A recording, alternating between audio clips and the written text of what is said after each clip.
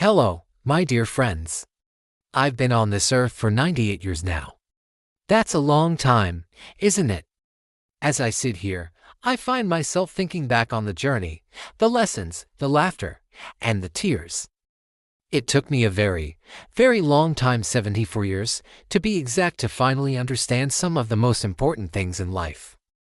And today, I want to share them with you, so you don't have to wait as long as I did.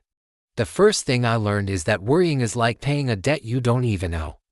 I spent decades of my life worrying about things that never happened. I worried about money, about what people thought of me, about the future. It was like carrying a heavy bag of rocks on my back every single day. And for what? Most of the things I feared never came to pass. The energy I spent on worry could have been spent on joy, on creating, on loving.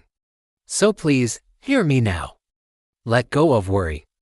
When a fearful thought enters your mind, acknowledge it, and then let it float away like a cloud in the sky. Your peace of mind is too precious to waste. Next, and this is a big one, don't chase happiness. It's a butterfly. The more you chase it, the more it will elude you. Instead, focus on living a life of purpose and meaning. Find what sets your soul on fire. For me, it was my garden. Tending to my plants, watching them grow, seeing life spring from a tiny seed that brought me a quiet, steady joy that no fleeting thrill ever could. What is it for you? Is it painting, writing, helping others, building something with your hands? Find that thing and pour yourself into it. Happiness won't be something you have to hunt for. It will become the natural state of your being. Another lesson that came to me late in life is the power of forgiveness. For years, I held on to grudges. I thought I was punishing the other person by refusing to forgive. But in reality, I was only poisoning myself. Holding on to anger is like drinking poison and expecting the other person to get sick. It just doesn't work. Forgiveness isn't about saying what they did was okay.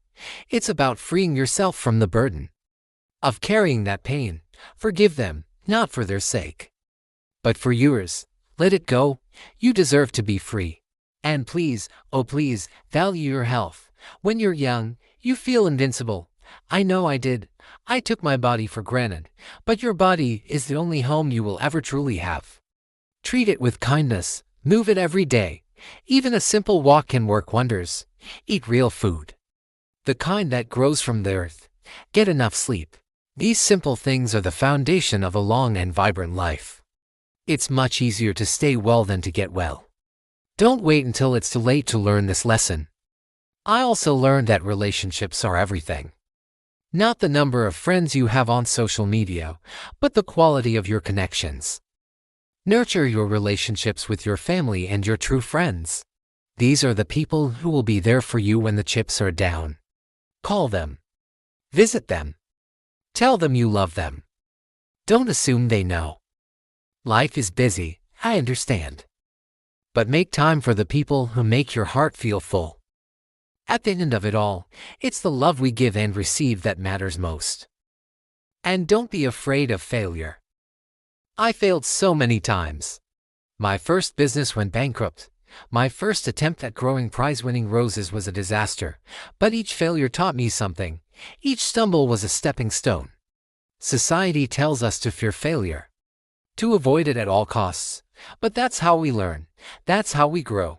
The only true failure, not trying at all. So be brave. Take risks. Try that new thing you've been dreaming of. If you fall, get back up, dust yourself off, and try again, but this time, with more wisdom. Another thing I wish I'd known sooner is that you don't need a lot of things to be happy. We live in a world that constantly tells us to buy more, to have more. But I've lived through times of great scarcity and times of abundance, and I can tell you that the happiest moments of my life had nothing to do with material possessions. They were moments like watching a sunset with my late husband, hearing my grandchild's first laugh, or sharing a simple meal with friends. Don't get caught in the trap of consumerism. Collect moments, not things. And learn to be alone, but not lonely. There is a profound difference. Solitude can be a great gift. It's in those quiet moments by yourself that you can truly hear your own thoughts, connect with your inner voice, and understand who you are. Don't be afraid of your own company. Read a book, listen to music, or just sit in silence and breathe. Learning to be comfortable in your own skin is a superpower. I also realized that it's never too late to learn something new. I learned to use a computer when I was 80. My neighbor started painting at 75 and now sells his art. Your brain is a muscle. You have to use it or you lose it. Stay curious.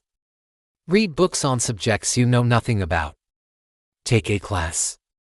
Learn a new language or how to play an instrument. Keep your mind active and engaged with the world. It will keep you young at heart, no matter your age. And finally, practice gratitude every single day. When I was 74, I started a simple habit. Every morning, before I got out of bed, I would think of 3 things I was grateful for. Some days it was something big, like the health of my family. Other days, it was something small, like the warmth of the sun on my face or the taste of my morning tea. This simple practice shifted my entire perspective. It trained my mind to look for the good in my life, instead of focusing on the bad. There's always something to be thankful for. These are the truths it took me 74 years to understand. 98 years to live by. My life has been long and full, with its share of joy and sorrow. I don't want you to waste a single moment of your precious life.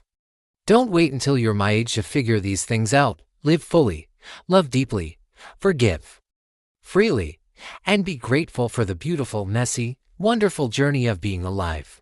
Take care of yourselves, and thank you for letting this old soul share a piece of her heart with you.